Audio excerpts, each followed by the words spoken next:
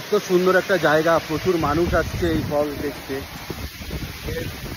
অপরূপ মানে সৌন্দর্য তার। আর এই সৌন্দর্যকে আমাদের মতন মানে আমাদের মধ্যে কিছু মানুষ এই জায়গাটাকে পুরো নোংরা করে এই জায়গাটার পুরো অবস্থা খারাপ করে দিচ্ছে।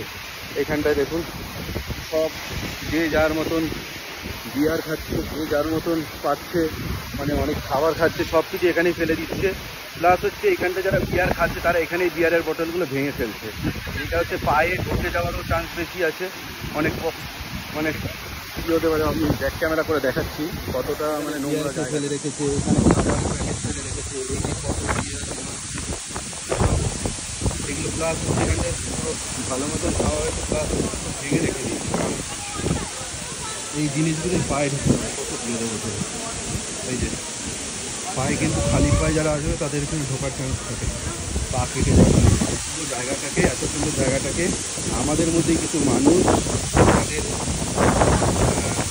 নোংরা কার্যকলাপ দিয়ে এই জায়গাটাকে আরও নোংরা করে দিচ্ছে।